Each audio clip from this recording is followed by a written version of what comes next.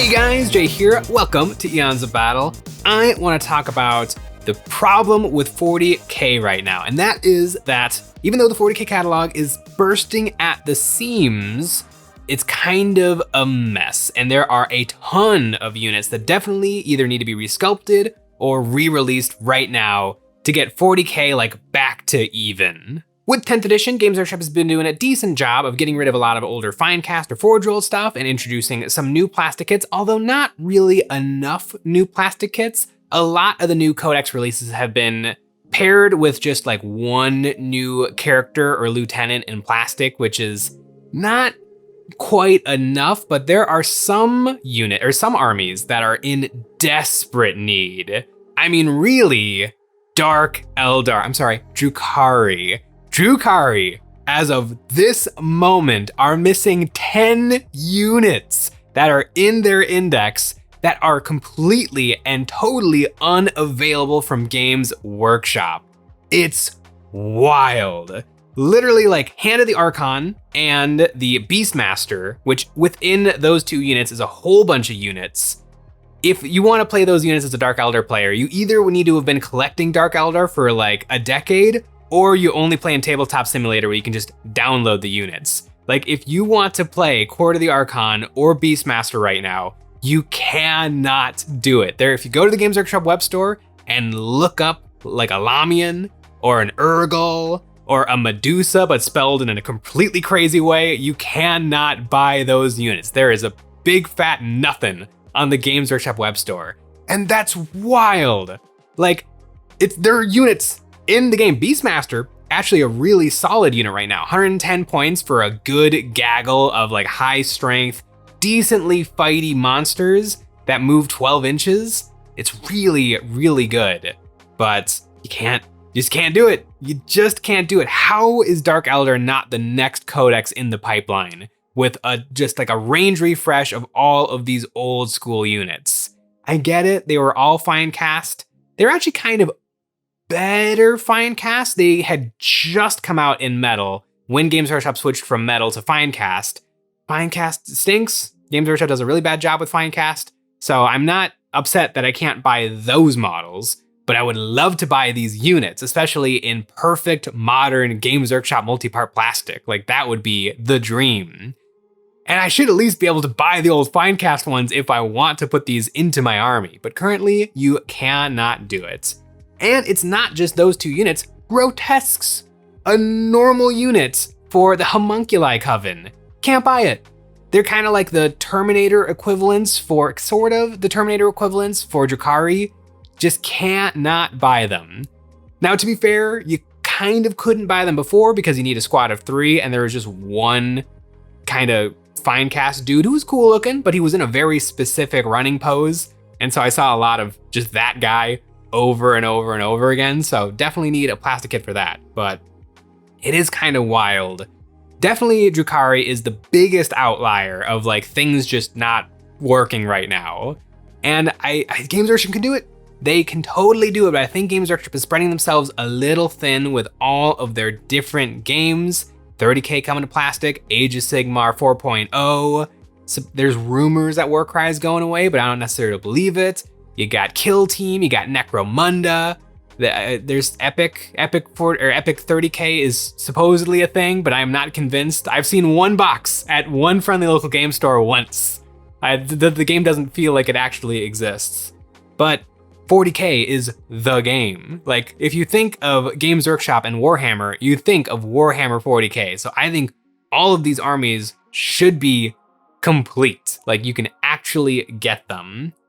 The Dark Eldar are most of the stuff that you just can't buy it right now, even though it is in the game. But there's other armies, Sisters of Battle, with their Crusaders and their Death Cult Assassins, old Finecast models that were Games Workshop probably forgot they existed when they were moving from 9th edition into Index 10th edition. They just got points increases by 10 points each. Kind of makes sense because tiny, cheap scoring units are incredibly good in the game of Warhammer 40k 10th edition, so it makes sense for them to get bumped up in points because Games Workshop doesn't really want you to take them. Sisters of Battle, you should be taking Battle Sisters to stand on objectives. And you probably do because Battle Sisters are really good for standing on objectives and you can get more miracle dice that way. But, 35 points for 2 guys who can just stand on an objective or get put into reserves and then just jump onto a table quarter to get secure objectives or to get secure corners. Like, that's really, really good. So it'll be interesting to see once the Sisters of Battle get a codex, which is coming very soon. I think it's Sisters of Battle and then Genestealer Cult, or that might be flipped. I think it's Genestealer Cult first and then Sisters of Battle. It'll be interesting to see if those units actually make it into the codex and are not just wiped from history. Honestly, they make more sense in Agents of the Imperium than they do in Adeptus Sororitas. So, are those, and they're very old, the Death Cult Assassins, literally, it's the same, they're 2 single-piece resin miniatures. But of those 2 single-piece resin miniatures, they're both use the same body, legs, and head, and just have very subtle changes to their arms. And actually, the Crusaders are even funnier because they also both use the exact same body and sword and shield, but one of them has hood up and one of them has hood down. And that's the only difference between the 2 miniatures. So those definitely need probably to be removed from the game or made into some sort of a plastic kit that you can actually take. I also don't think the Death Cult Assassins definitely come in a pair. I don't know if the Crusaders come in a pair. I think they do, but it's a weird legacy unit that it needs some cleanup. There's a few different codexes that definitely need a cleanup or a range refresh in some manner. Grey Knights. Grey Knights are kind of in a weird spot where the Grey Knight Chaplain, the Grey Knight Tech Marine, and the Grey Knight Apothecary are all they exist on paper, but they have never existed as a miniature or as they've never existed as a miniature. So kind of what you're meant to do is to buy a Space Marine Tech Marine and then kind of kit bash and convert it to have something that looks a little bit more like Grey Knight armor or Power armor or Terminator armor because they have a 2-up save in the Grey Knight Codex. But these aren't, they're weird nebulous units that don't quite exist. And there's nowhere on Games Workshop's web store where you can find oh, by the way, if you buy this Tech Marine and you want to run it in Grey Knights, you should probably put a Psychic Hood on it and paint the armor silver and maybe add get rid of the power plant and put on the Terminator power plant. It's very these models don't quite exist, but they're usable and necessary in the current index rules. One kind of silly unit that has always existed in 40k, arguably, is servitors. Every Imperium army can take servitors. They've either been auto-include, you must take them, or you forget that they exist in the game, they're so rare, which is kind of fun, but the way you could get them is you used to be able to buy 2 packs of 2, one with a heavy bolter and one just normal guy on foot, or you could take one with a plasma blaster and then one guy on foot, and they were really old and really crummy fine cast. Or you could buy the old fine cast Space Marine Tech Marine with 4 servitors. And that was usually the way people went to get a lot of servitors at once because they would all be unique sculpts. And you could get them for a cheaper deal than buying the servitors separately. I think right now, if you want to buy servitors, the only way to do so is to get the servitor that came with one of the Blackstone Fortress expansions. But it's a unit that everyone can take. Imperial Guard can take it, Space Marines can take it. There's so, it's a thing. It's a thing in the game, but the Games Workshop kind of needs to decide, is it really going to be in the game? And if so, we should make a model for it. Or are we just going to take it out of the game because it's a servitor?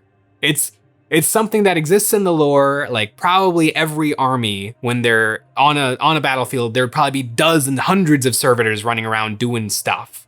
But do they need to be a war unit in our war game? Probably not. Just clean it up. Just clean it up a little bit.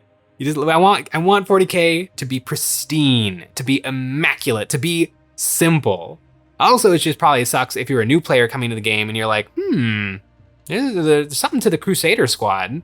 What is the Crusader squad? And then you look it up and you're like, that's a Sisters of Battle unit? This just generic fantasy knight guy? That is, it's just kind of awkward and weird. But speaking of awkward and weird, Space Marine players, arguably Space Marine players, don't need anything. We already have way too much stuff.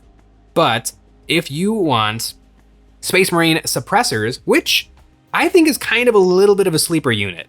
The Inceptors are the big hotness for Space Marines, the Gravis armored Tinkerbell Space Marines that drop in and blast with their plasma pistols, or they just dump a ton of bolter fire into a unit that they can deep strike 3 inches next to an enemy unit with their special ability.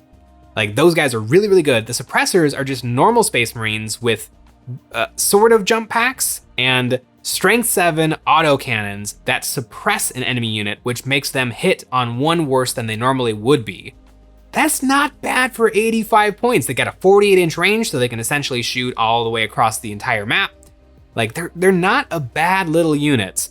Very few people have them and play with them, I think, because you kinda can't buy them.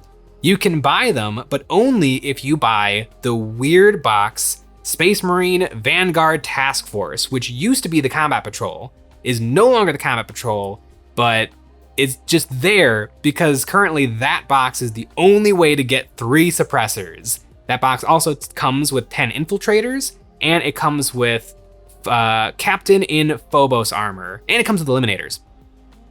So if you want all of those units, arguably for a good deal, although you have to buy it from the Games Workshop web store because it's a web store exclusive, so you can't get like a cool 15% off for buying it like on eBay or from a friendly local game store. So swings and roundabouts if that's a great deal or not. If you want all of those units in your army right now, that is a great deal. If you're like, I don't care about the suppressors, not a very good deal. But right now, it's the only way you can get suppressors, and technically the only way you can get Captain in Phobos armor.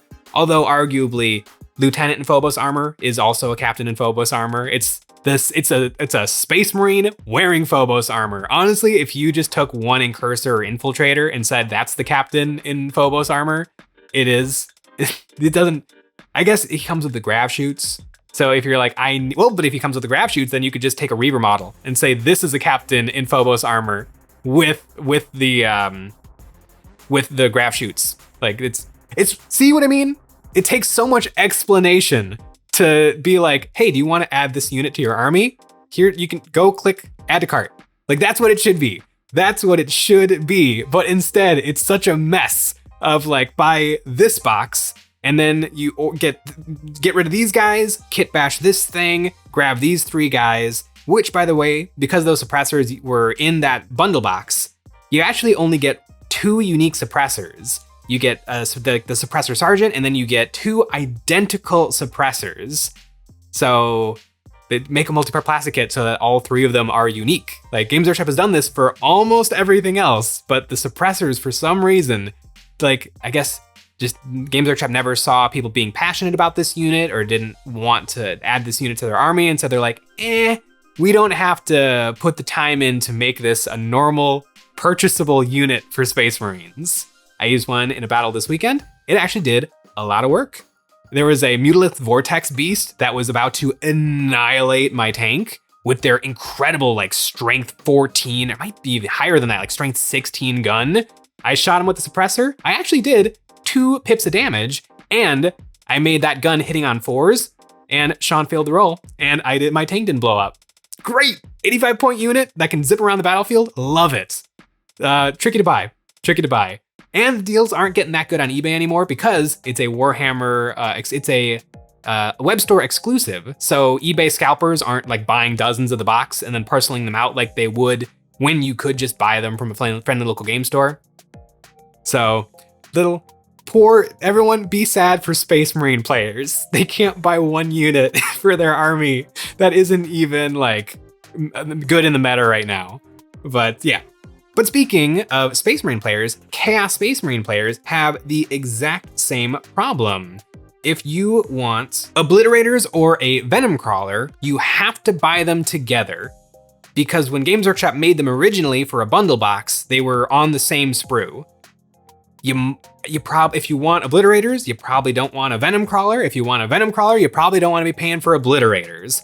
Also, almost certainly Obliterators were meant to be in squads of 3 because they're kind of the dark reflection of the Space Marine Centurion Warsuit, which is a squad of 3. but the Games Workshop only ever made 2 monopose sculpts for them. So right now you can take them in squads of 2 or 4. And holy cow, if you want to bring a squad of 4, you better want 2 Venom Crawlers to come along with, because that's what you have to buy them with. It's really awkward. Almost every one of the newer factions, like Necrons, have the same problem with the Canoptech Court. It's like, I almost feel like Games Workshop needs to like take a step back from all of these other games that they're working on. And maybe I'm wrong. Maybe these other games are separate and they have like separate tooling and separate manufacturing, and actually they're unrelated, and Games Workshop's just lazy with 40K. It also probably isn't as worth it to take time on these weird units I'm bringing up, as opposed to like, we need to make sure people can buy Intercessors. We need to make sure people can buy Land Raiders. We need to make sure people can buy Inceptors. Like the units that are flying off the shelves versus all of these weird little units that you start to add to your army after 10, 15 games because you're trying to be really efficient. So I see why the weird tail end of 40K is kind of a mess, but clean it up. Clean it up just a little bit, Games Workshop. Tyranids and Necrons, by the way, if you want to bring the little Greebly units, Scarab Swarms and Ripper Swarms, you have to buy them with the basic infantry. It's not as much of a deal for Necron players, so if you buy a box of Necron Warriors, you get 3 Scarab Swarm bases. That's probably enough, but if you want to run like a really cool Canoptech Court army with Immortals as your base troops, then you're gonna have to just buy sacrificial Necron Warriors to get those 3 Scarab Swarm bases. And then I guess you're just gonna have to keep buying more Warriors to get more Scarab Swarm bases if you want to run a lot of Scarab Swarm bases. And it becomes a terrible deal if you play Tyranids, because every box of Ormagants and every box of Termagants comes with 1 single Ripper Swarm base each. So if you want to run the Assimilation Swarm, and Ripper Swarms are one of your very few Harvester keyword units, you're gonna have to get tons and tons of Ormagants and Termagants to get those Ripper Swarm bases that you need. It's awkward. Those always should have been a different box of models because they're a different unit. I don't like, it would be fun if you can buy Ripper Swarm bases just on a box on the shelf, but you also just get a freebie every time you buy a box of Ormagants. Like, that's fun. That's cool. That's a little cherry on top of my purchase. But if it's the only way to get this unit, if I'm trying to list build and I'm like, you know what? I kind of want to run big blobs. Like, my playstyle, I want these big blobs of chaff units to like bully and tie up my opponents with these units that I don't even want to fight because it's worthless. They have no objective control. They're just tons of toughness 2 bodies to chew through. And I don't want to waste my time on these units. Like, that's kind of a great utility piece in your army. Can't buy it. It's really awkward. This is kind of a niche problem in 40K. Most of the units that you would want are just a regular box that you can buy off of the shelf. But once you get into the nitty gritty, and once you get into like the real efficiencies in your army, you run into these weird roadblocks of, is this model real? Does it exist? Is it actually part of the game? Am I reading the datasheet wrong? Is this model gonna go into Legends tomorrow? It just becomes really, really awkward. And you know what's never awkward?